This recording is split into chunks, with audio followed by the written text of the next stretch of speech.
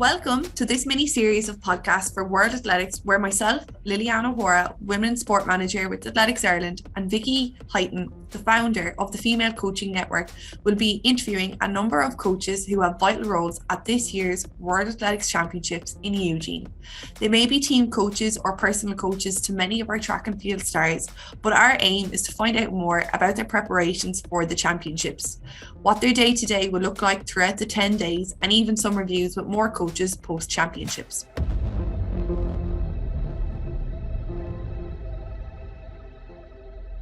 So for our first interview, with just 3 days to go before the start of the World Championships, as we record this, we've been very lucky to catch world-renowned throws coach Ashley Kovacs as she prepares to be a team coach for the USA, as well as a personal coach to defending shot put champion Joe Kovacs. So Ashley, thank you so much for joining us today and letting us disrupt the preparations ready for next week. 2 or 3 days to go for your home World Champs after a whole year's delay. How excited are you for what's going to come up over the next week or so? Oh, we're really looking forward to it. You know, there's a really unique opportunity here to be on U.S. soil for the first time and host World Championship. And I know myself and my husband and obviously Team USA in general has been waiting for this for a really long time. So we couldn't be more excited. And this year you've got two roles at the World Champs. You're team coach for USA and, as we mentioned, also personal coach to Joe. So I'm wondering if you can talk us through the differences of those two roles. Obviously, some of those are quite obvious differences, but what do those two roles really entail over the next week or so?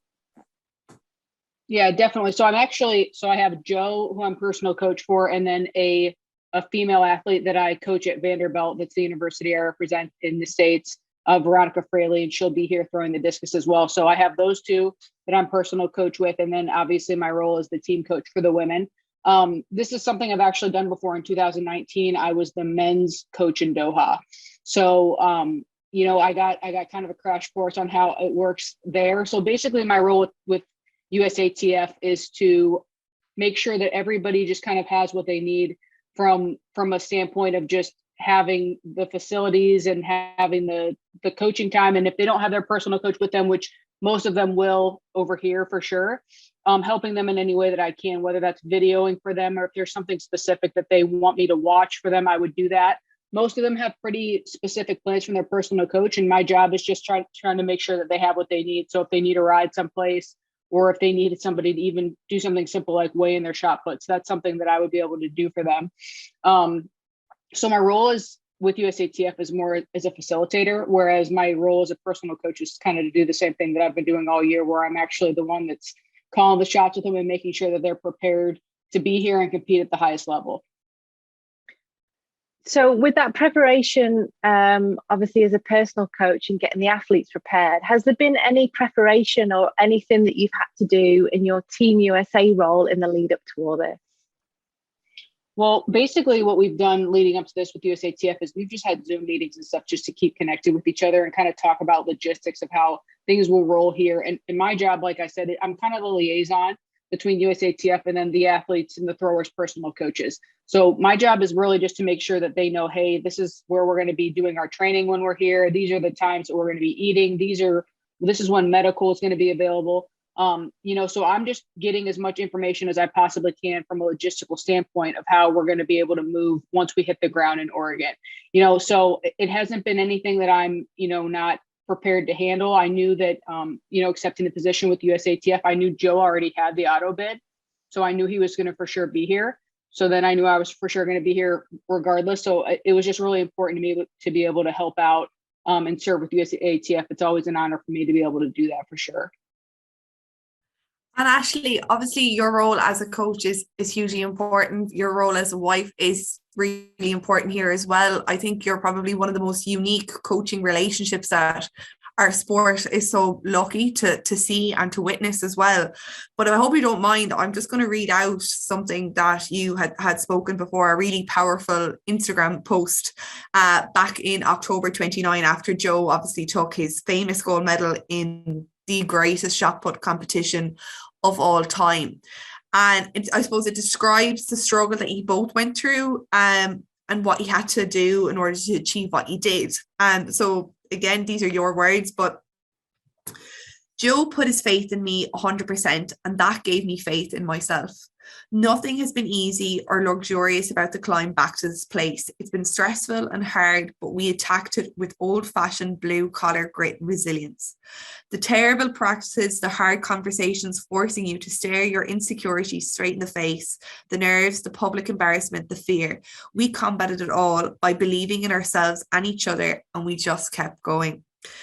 Obviously, even thinking about it now, I get goosebumps from reading it. It's obviously incredibly inspirational. But I suppose if we rewind a little bit and we go back to that moment, like, how difficult was it, or is it, to keep that mindset as a coach when you're trying to obviously manage your partner and your athletes' expectations, feelings?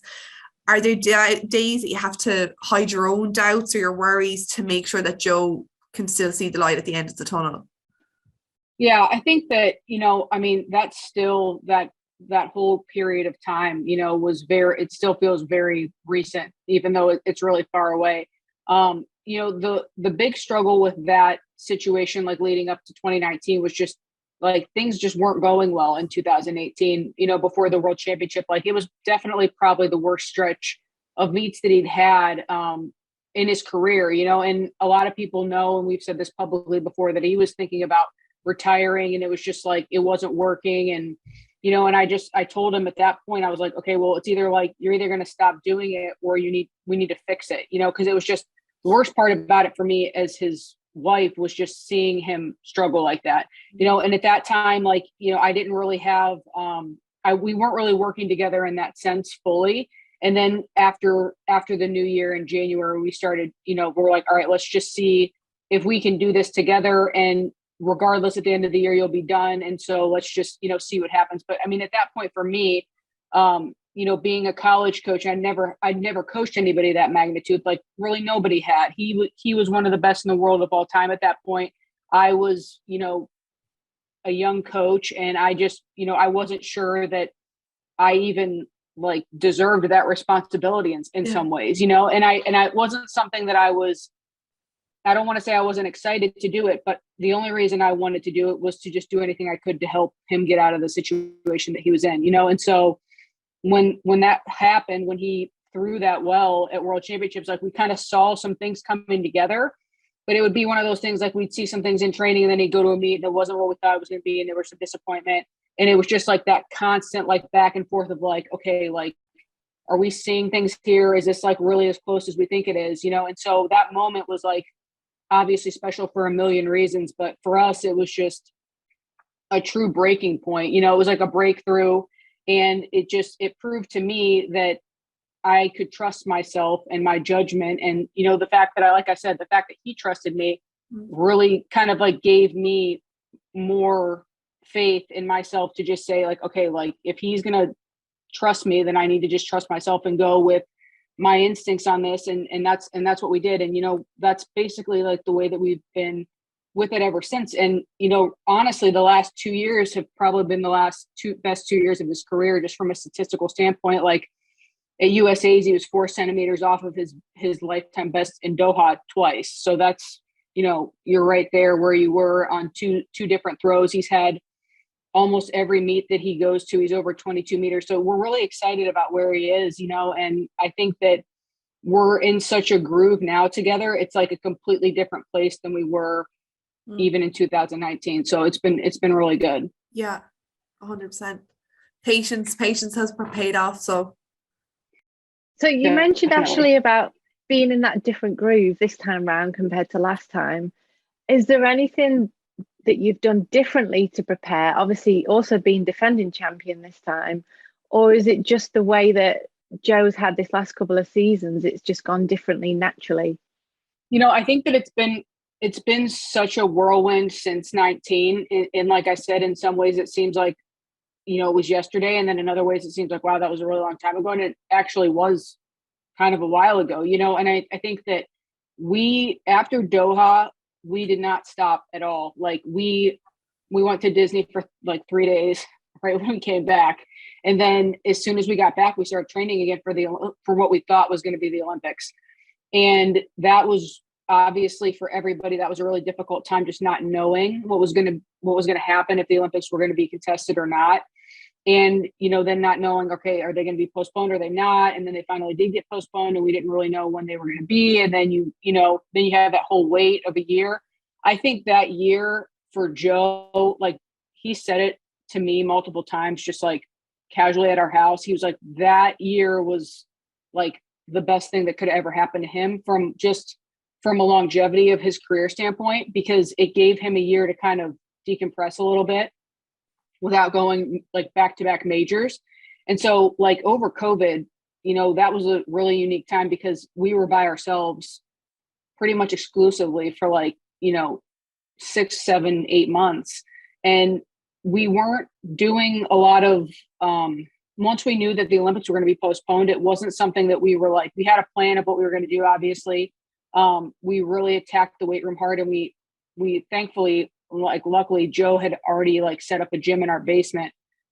And, even when he was doing that, I was like, well, we don't really need a gym in our basement. I'm a college coach. We have access to a gym all the time. He's like, I just want to have one just in case. And then the COVID thing happened. And we were just so thankful that everything he needed for his training, we had in our basement. So that was completely uninterrupted. And we really attacked that hard because it was really the only stable facility that we had. Like throwing was more difficult. We didn't really spend a ton of time with the throwing, but we spent a lot of time trying to get his body prepared and just like really keep him healthy. And it was something I think that has really helped propel him for this next quad that he did. So I think that time alone and just kind of getting really getting on the same page has paid dividends for sure, especially like last year and this year. And now it's to the point where, we're really in sync with everything that we think that needs to happen. It'll be like, okay, like, I think we need to do this, and that. Is that how you're feeling? And we're on the same page.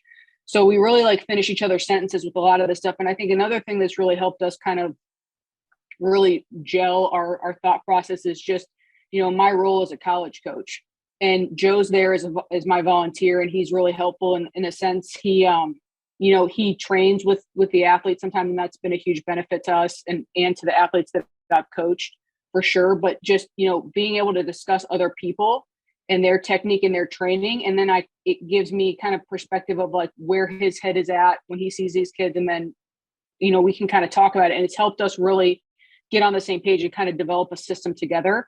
So, I mean, it's so closed circuit now, like we finish each other's sentences with the whole thing. And it's been, we're stride for stride with everything that we do. And it's definitely showing in his performances. Oh, can't wait to see that shot put competition now. You've really you got me excited about that one. So from an athlete's point of view, they obviously have the coach that keeps them motivated, keeps them on point, sets the plans out for the season, etc. From your point of view as a coach, you've got that massive responsibility now of having a world champion athlete and also the college athletes. How do you keep yourself as a coach motivated? What do you do on a daily basis to make sure that you show up and you're the best version of you for your athletes?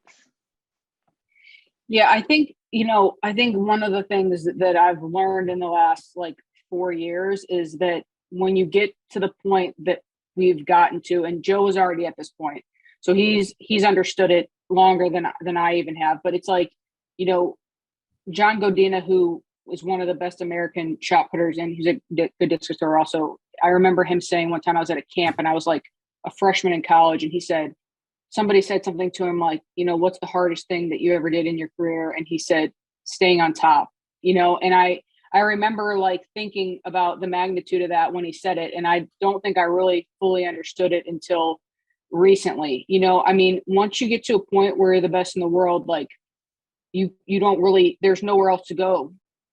The only place you can go is go down, and so it is like a different mindset, and I think that the people around us can see that our mentality about what we do is probably different than anybody else they've been around, but the chances are they haven't been around anybody he's been so successful for so long. He's been doing this now for 10 years. And, I really genuinely feel like it's my responsibility to do everything I can to like continue to help him facilitate the success that he's had, and so it is something that is it's a lot easier to be average than it is to be great, and it's a choice and it's a responsibility. And it's something that, sometimes it's not the easiest thing in the world. Sometimes it seems like it'd be a lot easier to kind of turn your head off and not worry about it or not think about it. And I think for me as his wife, sometimes I don't, like everybody, says stuff to me because Joe's a lot bigger now than he was before he came to be with me and before I started coaching him. And they're like, you feed him all the time. Like people see my Instagram and they know I like to cook. And it's like, sometimes I'm like, I don't want to tell him he can't have a piece of cake, or I don't want to tell him that, like that's enough, whatever he's eating for, you know what I mean? And I think that, sometimes I have to do that, and it's not always the most fun thing to do, but I think I have to think about it in a way that's like foreshadowing and forecasting, like what we're trying to do in the long haul. And it is a very unique situation for me, just because like you kind of have there's conflicting things that happen sometimes, like what you want to do and what you have to do. And you kind of have to be the one that makes the decision that's like, okay, like this is what we have to do at this time. And I think it's something that I'm still growing into, and I'm trying to, make that better every year, but it's definitely a challenge, like this is not an easy thing to do, and it's not an easy sport. It's one day, it's one championship. It's like everything comes down to that moment. It's like, it doesn't matter how good you were a week ago. It doesn't matter how good you're going to be in 2 weeks. It's all about that moment, and there's a lot that goes into that. And a lot of it is, just making sure that you're in the right headspace, and the people around you need to be in the right headspace as well. So I take that pretty seriously. And I think that the people that have been around us and that have trained around us understand that, like, this isn't a game for us. This is serious, and like, it means a lot. And we're going to do all we can to make sure that we're prepared on the day. Amazing.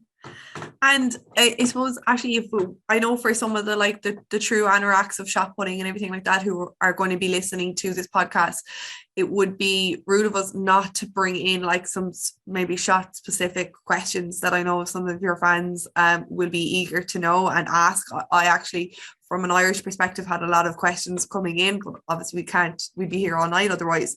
But I suppose one that definitely came up, and when myself and Vicky were talking about it before, where I suppose, what are your thoughts on the glide technique versus the rotational technique, especially I suppose even you go back to 2019 World Champs, like all the men used the rotational while a lot of the women used a mix of both.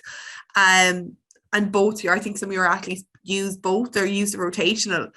Is this something that you prefer to coach? Do you see the women catching up and doing the rotational in time, or what are your thoughts?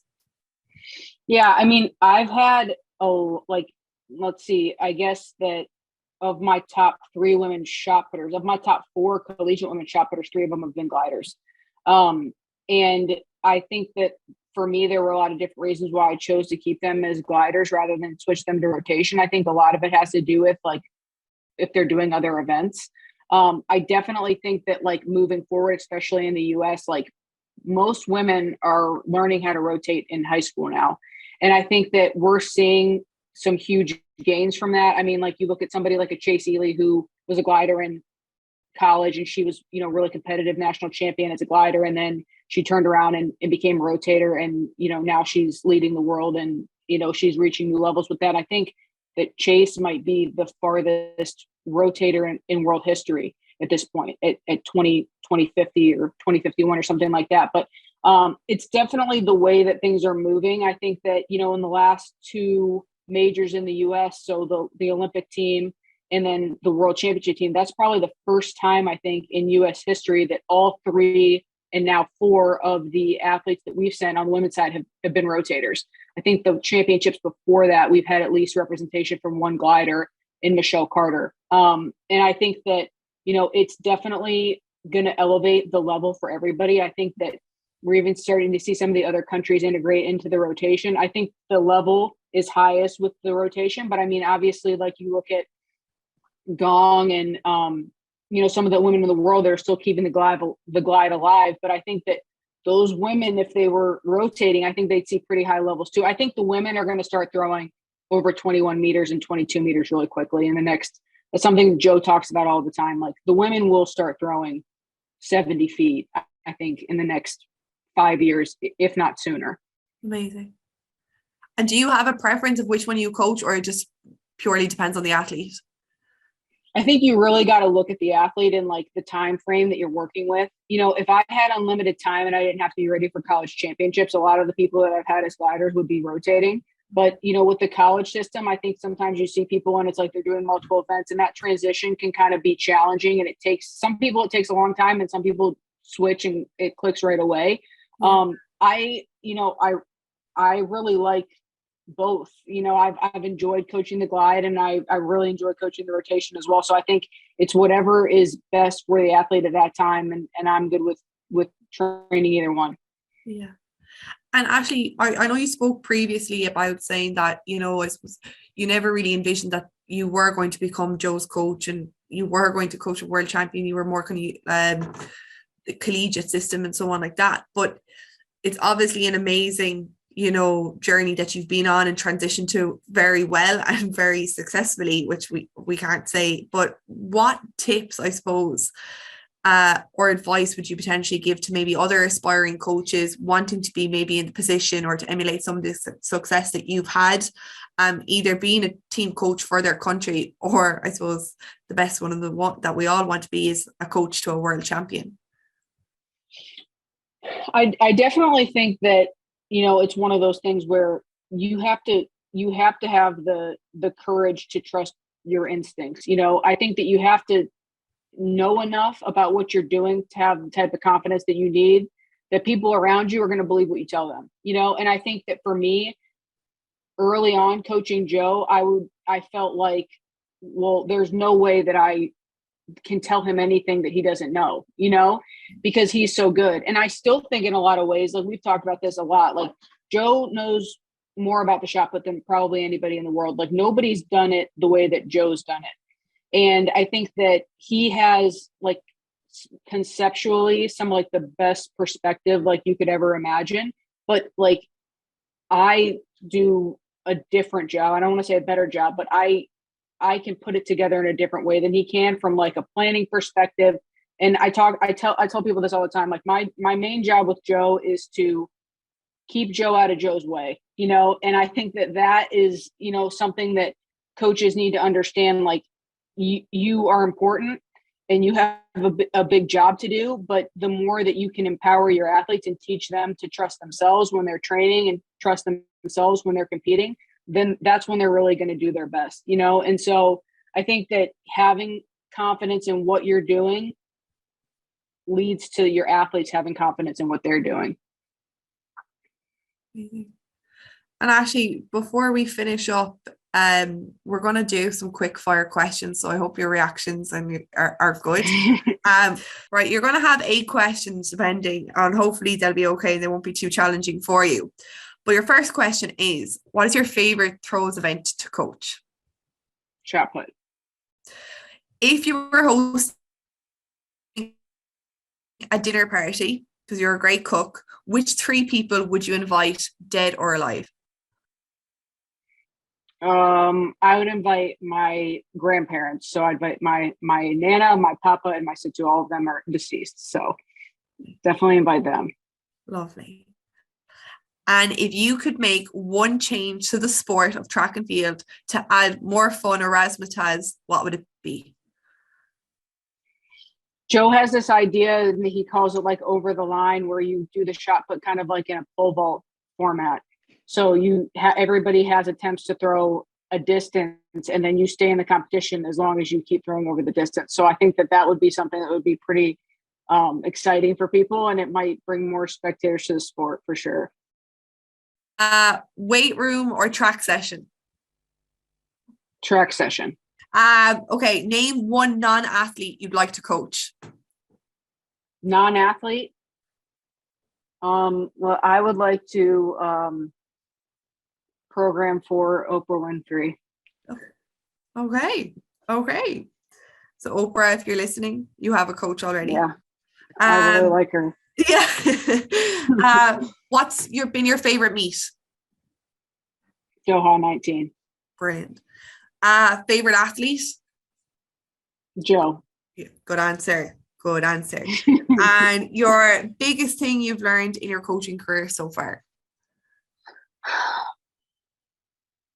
you have to do it your way. Ashley, thank you so much for answering all those questions, and especially for doing it just so close to the start of the World Champs. Really appreciate your time in that. Wish you and Joe all the best of luck. Can't wait to see him compete. Yeah, I'm just super excited for you for the next 10 days or so. Thanks, Ashley. Best of luck. We're really looking forward to it. You have a big fan Thanks so club over much. here. Thank you so much. Thank you guys for having me. I enjoyed it.